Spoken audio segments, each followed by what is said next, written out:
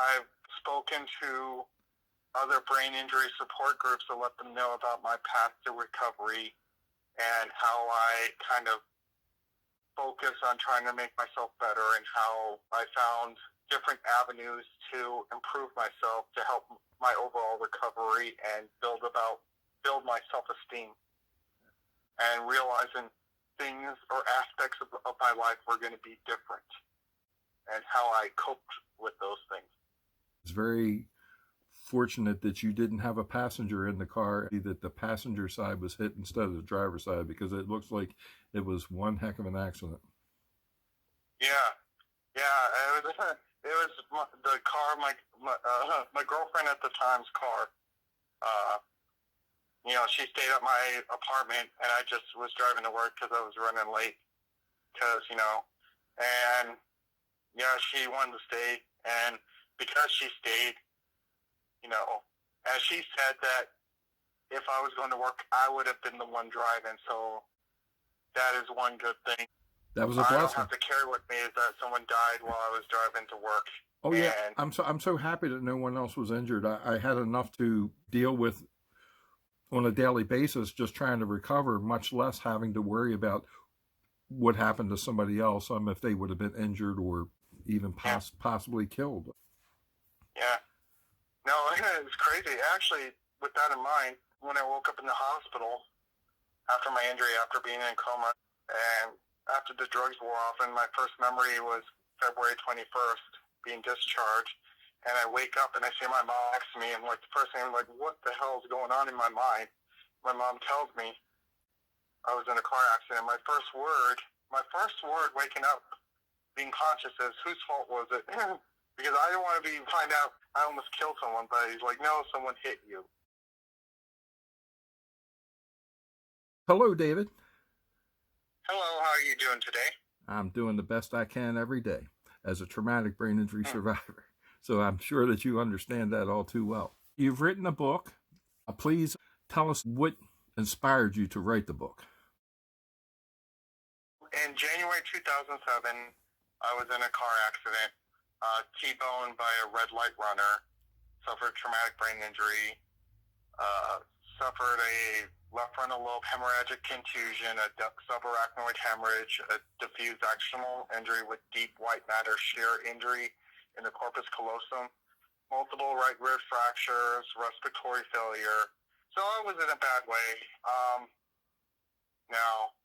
What happened was, after the injury, I was in a medically induced coma for approximately 3 weeks.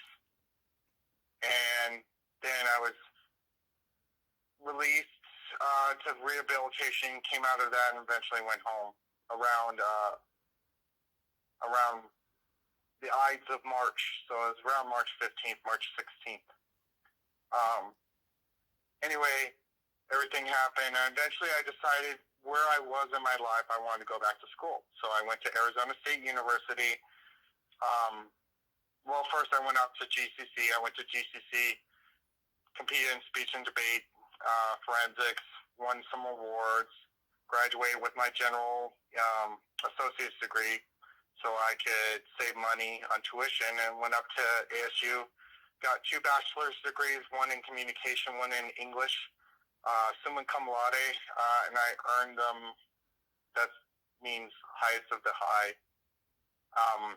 And I earned those concurrently at the same time.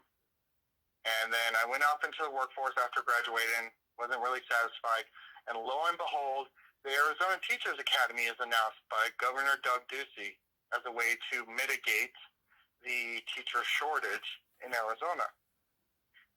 Now, originally I wanted to be a teacher, and it's like, oh, cool, I can do this now. And I can get my master's degree. Okay, now Dave, how many years after you suffered the brain injury did you graduate? After my injury, January 2007, spent a few years of recovery, and then eventually had the opportunity to go to school. So I started school again around 2012 at Glendale Community College, trying to find what I wanted to do. I was originally wanted to be a speech-language pathologist, but I didn't really want to do that. I switched off and eventually I found education, so I got my general associate's degree, Associates of Arts in General Studies, but I was really part of the teacher preparation program. When I graduated in 2014 with my General Associates of Arts degree, I was mostly focused on being a teacher for their teacher preparation program at GCC. Because of a lot of negative rhetoric at the time towards teacher, I decided to pivot, and as opposed to being a high school English teacher, I decided I wanted to be just focused on English. And then after like a semester, I decided I also wanted, I didn't want to declare a minor, because a minor doesn't really show up on your diploma. You just have to kind of tell people about it. So, and I heard about the concurrent program, so I decided I wanted, and with my background in communication from speech and debate, I wanted to do that as well. So I also entered the communication program, so I started working on my Bachelor's of Arts in Communication in 2015. So I started with just English by itself in the fall of 2014, and then I switched up to fall and communication from 2015 all the way up until I graduated in May of 2016. I have two questions. What were you doing prior to your injury? What kind of work or what kind of studies were you involved in at that time? And how the schooling helped you in your recovery process, if at all? At the time when the accident happened, I was working for the Centers for Disease Control and Prevention, their information line through this company called Pearson Government Solutions, which eventually became Vangent before they were bought out by Teletech or whatever. I was in the gifted program through the Ball School District, their elementary school. I actually went to the 6th grade state geography B when I was in high school. I went through all accelerated classes. I was working straight out of high school, eventually came to Vangent, working for the CDC, and that's when I was T-boned. And I had the second opportunity, and I'm like, okay, I'm going to take this opportunity and run with it. And so I decided to go to school. After your brain injury, you got to do the thing that you wanted to do prior to the brain injury. I was given the second chance of life, and as opposed to just doing nothing with it, I was deciding to go. I understand it, because I think that it's very interesting. I was injured in 2007. I started going to school at about 2012, and then I went down a path that I had thought that I might have liked to have done and never would have if I wouldn't have been injured. So it's very interesting to hear that you have a lot of similarities, and the education and making the videos really helped me out a lot. And for anybody that has a brain injury or has a member of their family or a friend that has a brain injury, if you videotape the person as they're doing things, and if they're struggling to get through it, they can go back and see where they're having problems. And also, if they are becoming discouraged, a lot of times you can look at the videos and say, well, look where you were at here. You were having a lot of problems then, but here's where you're at now. So you're moving forward, and it helps encourage people. So I'm really happy that you're sharing your story. I'm identifying with it, and I think a lot of other people will as well. Okay, so you were thinking about becoming a teacher, then you had decided to write a book. Please pick back up at that point. So that point where I was writing the book, what the book is about is, I eventually received a scholarship to go back to school to get my master's to become a teacher. Make up the mistake I, had when I switched out of, from my associate's degree and got my English and my communication bachelor, as opposed to working on my teaching or secondary English or secondary education bachelor's degree, which the Arizona Teachers Academy gave me the opportunity to undo that mistake. And during that entire process, my book is about my specific experiences, and this, once I identified myself as being a traumatic brain injury survivor, as a way of just opening up, sharing my own experience, what I've overcome, what I've been through, and kind of what went on during that whole time. So that's based on that experience. And to also make it more, humanize it, as opposed to more, just a straight accounting of events. There's, the entire book is 30 journal entries. The first part is the chronological order of what events happened. By and large, it's in chronological order. Then the second part, there is a connection made to the characters, or basically my childhood, or events that happened to me prior to joining the Arizona Teachers Academy, be it when I was a little kid, or maybe when I was in high school, or all the way up to being an adult, and any of those other problems. So basically, it has those two kind of stories going along. The second part is the way to kind of humanize and kind of make the experience of that person feel more like a lot has happened to them that's potentially negative. And, sometimes people like stories where we don't always win in life, so it's kind of like that kind of story. Potentially it doesn't have a happy ending, but it has kind of a silver lining to the cloud, I guess. Well, I think it does have a happy ending, especially if you talked about how you went back to school. I'm very impressed by people that have brain injuries and going to school. My brain injury was a little bit different because I never was in a coma. So the way that I explain it is that I met, like you were in a drug-induced coma, but somewhere along the lines, our paths on the recovery process had met. Now, even though I didn't suffer the coma part of it, I was having blackout seizures. So I don't know if that's something that you experienced after you had come out of the No. coma, but it was actually, it was horrifying. This brings me to the thing that I kind of didn't even bring up. But it's also one of the reasons I decided to go back to school as well. During my interviews with my neuropsychologist at Rehab Without Walls, how he was pretty much surprised at how lucid I was, considering what occurred to me. Yes. The deep white matter shear injury, basically I was like, what the heck is, this person is one in a million in a way. So he, in his infinite wisdom, he decided to recommend this book by Dr. Antonio Damasio, who is a famous neuropsychologist, neurosurgeon, whatever. And it's called Descartes' Error, Emotion, Reason, and the Human Brain.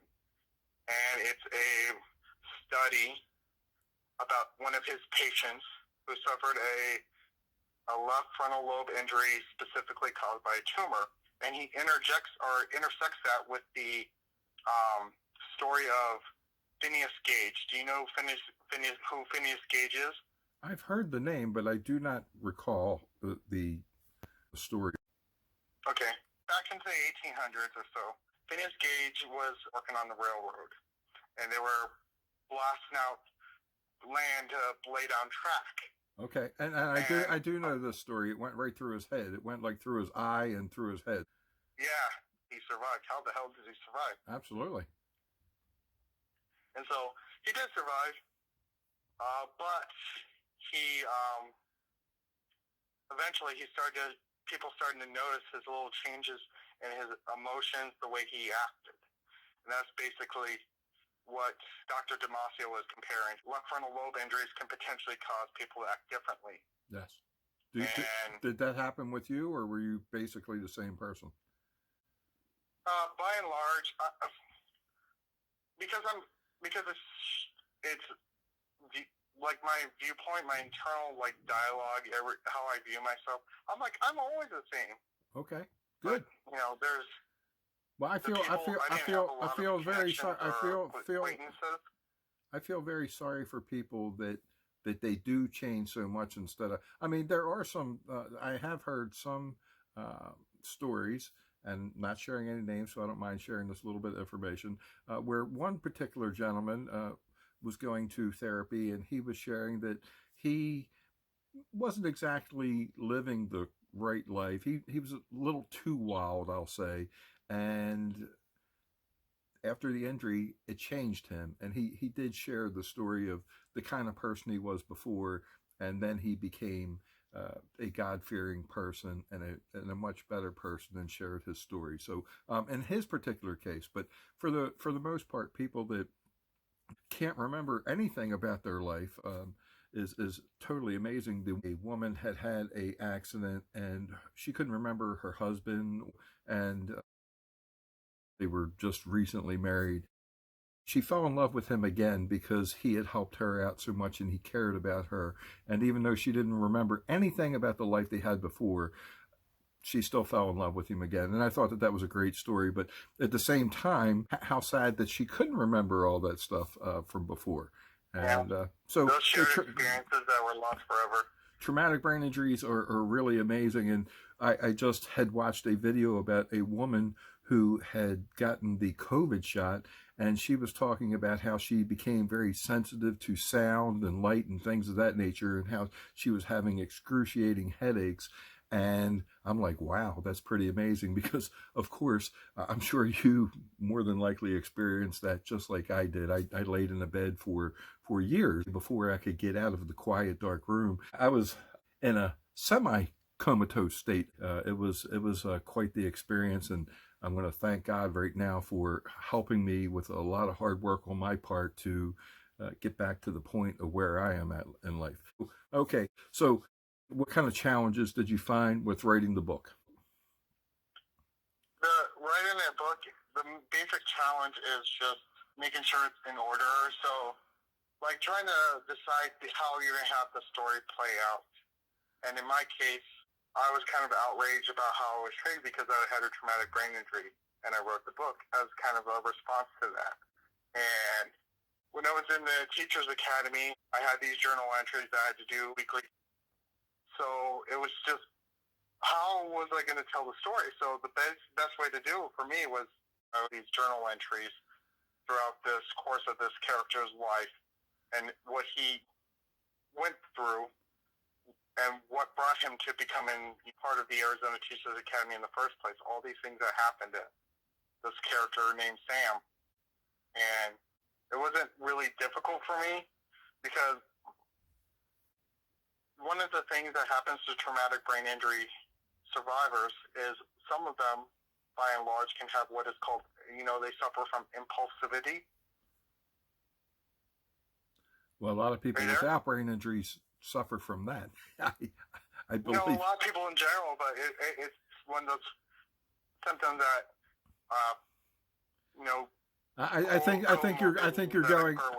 I think you're going a little bit deeper than what I was saying. That some people, a lot of people, they have impulses. I mean, that's the way a lot of people buy. They're just impulse. Yeah. No, I'm saying my impulse in this case was writing the book. Oh, okay, your impulse. Okay, I thought you were talking about other people. My mistake.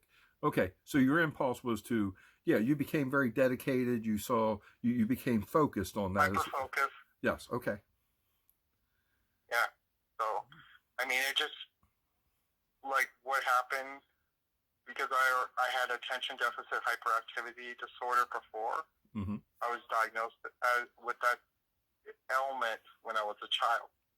And the symptoms of a traumatic brain injury, a lot of those are similar to attention deficit hyperactivity disorder, especially if they, left frontal lobe, a lot of, if it's a lot of, especially if it's a shear injury where the connections of the subarachnoids are broken, those connections are broken, and they have to be remended and healed. Yes, takes time. Those symptoms of that kind of ailment is similar to attention deficit disorder. So when I became hyper-focused on writing my book, one of the things is like, okay, I was pissed off about the way I was being treated, and then I hyper-focused on that, and I made the book. I understand all too well. Now, how did you feel that the medical community treated you?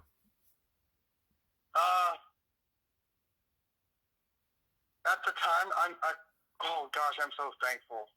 At the time, it really worked out in my favor. Because at the time working, I could have had my own private insurance, but because I was working for the CDC information line, I had like a $3 stipend per hour, up to 40 hours, and if I didn't use any benefits, fringe benefits like health insurance, I would get to keep that money. So when I had the accident, I didn't have insurance. So they put me on Access or the Arizona Cost Containment Healthcare System or Arizona Healthcare Cost Containment System, which is best, Medicaid, their version of Medicaid. Right. So you wouldn't have had the amount of resources to allow you to get the extent of the recovery available? Is that what you're saying? No. I'm not even. No, I'm saying it's good I didn't have that. Because yeah. That's what I'm saying. You would have been in a category where they would have said, "Oh, well, you're only going to get $100,000, but you could have gotten $1 million worth of medical coverage." That's what I think that you're telling me. Or they could do whatever, like because I had a internal, like a brain injury, a hemorrhage, a subarachnoid hemorrhage. When it comes to hemorrhages, typically there's three things the medical professionals can do. If I had, is do nothing, see if it self-resolves on its own. Your body heals itself, the blood cells the platelets coagulate and keep self-subleting in your brain. They just have to drain the blood. That's one thing. Another way is through the clipping method, where it's a surgical procedure where they have to go in there and clip off the hemorrhage. Mm-hmm. And then the other one is the coiling method, where they go up your leg and do the same thing, try to stop the hemorrhage. Now, those two things right there, the clipping and coiling method, those need to be touched up, or you're supposed to go through another surgery every couple of years just to make sure it stays. Mm-hmm. It's not one of those surgeries where you can get one time and it's done. The fact that I was on Medicaid or Access or whatever, the fact that I was on that, they decided to wait. And because they waited, they didn't do any of those expensive surgeries that I would constantly need to have surgeries for the rest of my life. So, in a way, that played out into my favor.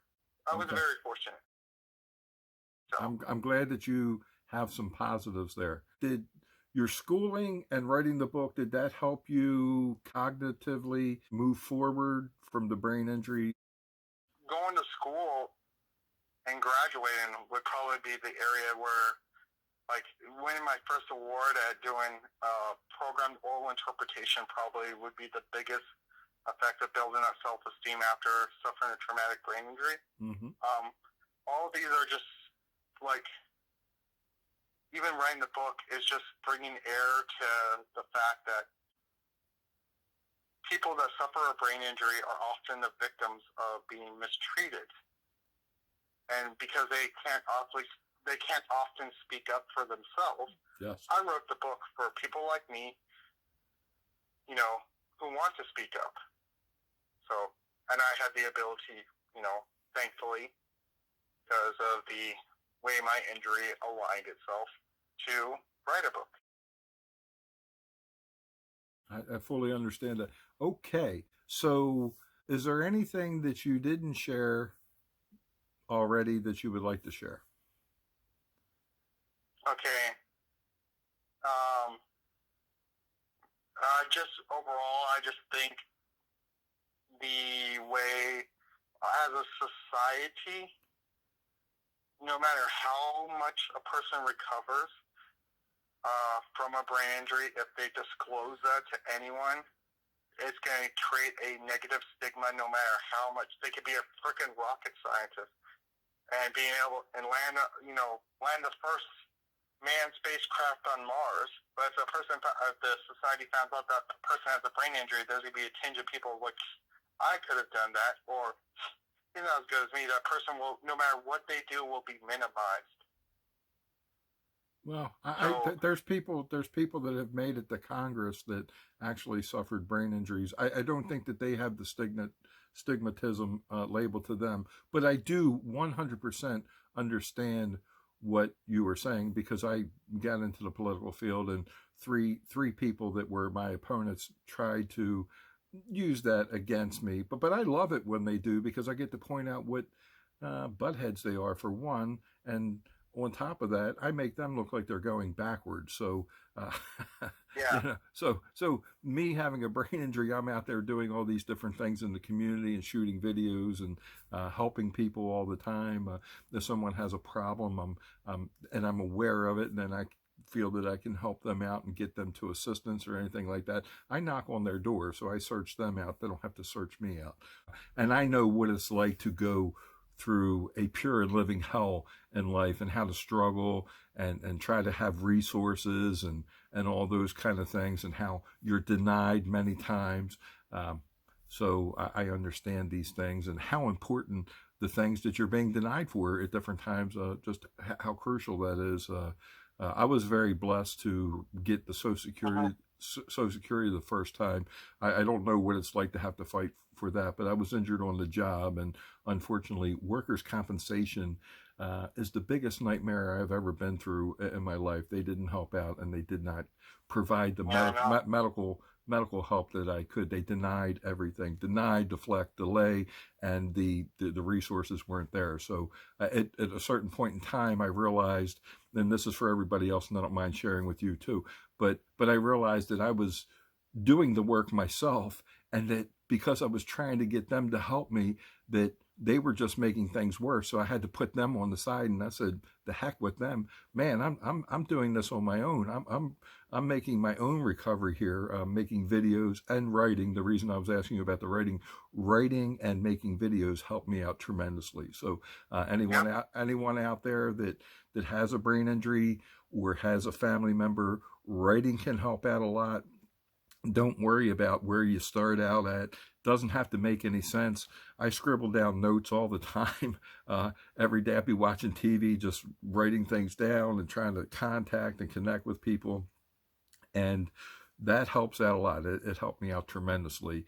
And never giving up, and keeping a positive attitude, and prayer, every day, daily prayer, helped me tremendously. Yep. So, David, I really want to thank you for doing the interview. And was there anything that we left out that you anything else that you wanted to share, including how to purchase your book? Yeah, when it comes to my specific book, it's available exclusively on Amazon. The Kindle version is $2.99. The paperback version is $9.99, and the hardcover version is $17.99. Okay. I made those as low as possible because I made those as low as possible where I could get the maximum amount of reward for it, but also make it very affordable for everyone else, especially so they can read that and share it and let people know that this is a problem. Yes, well, thank you very much. You're trying to bring the awareness and help people. Yes, that's very important.